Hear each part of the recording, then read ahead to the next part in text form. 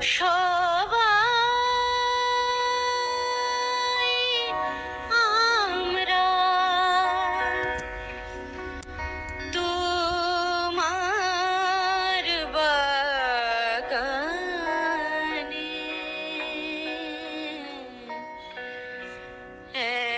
একসাথে ফোটা ফুল।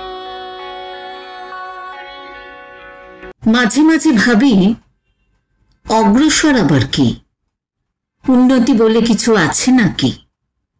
আমি তো দেখি সব চক্রাকারে ঘুরে, ঘুরতে ঘুরতে একসময় যেখান থেকে শুরু করেছিলাম আবার সেখানে পৌঁছে মনে মনে ভারী একটি আত্মপ্রসাদ বোধ করি। ভাবি, বাহ, বেশ খানিকটা এগোনো গেছে। চারদিকে চেয়ে দেখারও দরকার মনে হয় না। আসলে ব্যাপারটা বড়ই হাস্যকর। আমরা ঘুরপাক খেয়ে যেদিকে মুখ করেছিলাম আবার সেখানে পৌঁছই। আমাদের পৃথিবীটাও সূর্যের চারদিকে একটা ঘুরপাক খেয়ে ৩৬৫ দিন ৬ ঘন্টা আর ক মিনিটে যেখান থেকে শুরু করেছিল সেখানে পৌঁছয়। পণ্ডিতরা অনেক গবেষণাদি করে যা বলছেন তার মানে দাঁড়াচ্ছে কেউ কিচ্ছু জানেনও না, জানলেও কিছু করতেও পারতেন না। অবশ্য এই জ্ঞানটাকেও পরম জ্ঞান বলা চলে। কেবলই শুনি, ওই দেখো, মেয়েদের সমান অধিকার দিচ্ছে না, আইন করেছে তবু দিচ্ছে না, অথচ কোনো দিক দিয়ে আমরা ওদের চেয়ে হীন নই। পরীক্ষার ফল দেখেই প্রতি বছর তার প্রমাণ পাওয়া যাচ্ছে। তা না হয় হলো, তবে এত বুক চাপড়ানো কেন? যৌতুক চাওয়া বা দেওয়া হলো গিয়ে বেআইনি। তবু শুনি বাপ যথেষ্ট যৌতুক দিতে পারবে না বলে এতগুলো মেয়ে আত্মঘাতী হলো। আমাদের দেশ ছাড়া দুনিয়ার কোনো দেশে এমন লজ্জার কথা শোনা যায় না। অথচ আমাদের সভ্যতা সবচাইতে প্রাচীন সভ্যতার অন্যতম এবং অহংকারী পাশ্চাত্য সভ্যতার চাইতে অনেক উন্নত, অনেক গভীর। কিন্তু তাতে আমাদের কোন সুবিধেটা হচ্ছে? আসলে আমরা, অর্থাৎ এদেশের মেয়েরাই নিজেদের ঐতিহ্যের অযোগ্য হয়ে পড়েছি। নিঃস্ব পরমুখাপেক্ষীরা যেমন অতিবৃদ্ধ প্রপিতামহের হারানো ঐতিহ্যের গর্ব করে, আমাদেরও সেই দশা। কেন দল বেঁধে আমাদের মেয়েরা বলতে পারছি না, অমন বিয়ে না হলে আমাদের কিচ্ছু এসে যায় না? বরং আমরা মনে করি শুধু বাপের দেওয়া যৌতুকের জন্য যে বিয়ে সে ঘৃণ্য।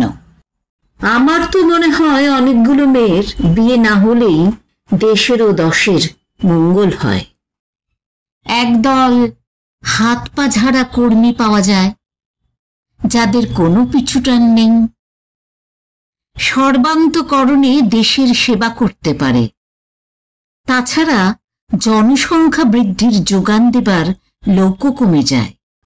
তাতে ভালো বই মন্দ হয় না। সত্যি কথা বলতে কি, বিদ্যা বুদ্ধির জোরের কথা বাদই দিলাম না হয়, গায়ের জোরও পুরুষদের বেশি কিনা সন্দেহ। মাথায় লম্বাও হচ্ছে মেয়েরা আজকাল। হয়তো এখন আর ঝর্তি পড়তি খেয়ে থাকতে হয় না বলেই। গায়ের জোরেও খুব তফাৎ নেই।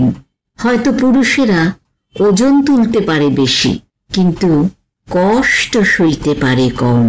আর তাই যদি বলো, আজকাল ছোট ছোট মেশিনের সাহায্যে যন্ত্র মানুষরা তার 50 গুণ ওজন তুলতে পারে।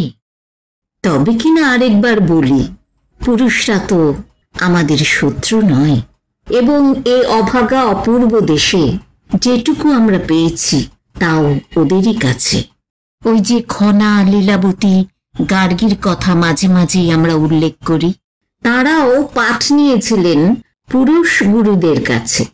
নিজেদের আসল শত্রু আমরা নিজেরাই। নিজেদের যদি ওদের সমান বলে ভাবতাম তাহলে সব বিষয়ে ওদের নকল করার চেষ্টা করতাম না। মানতেই হবে, দোষ আমাদের নিজেদের। তাছাড়া প্রকৃতি দেবী যদি উপযুক্ত মনে করতেন, দুজনকে দুরকম করে করতেন না। যার যেমন কাজ সেইভাবে তৈরি করে রেখেছেন। সমান সুযোগ পেলেও প্রকৃতিগত কিছু তফাৎ থাকবেই, কিন্তু আমরা নিজেরাই নিজেদের ঘৃণা করলে কে আমাদের সম্মান দেবে?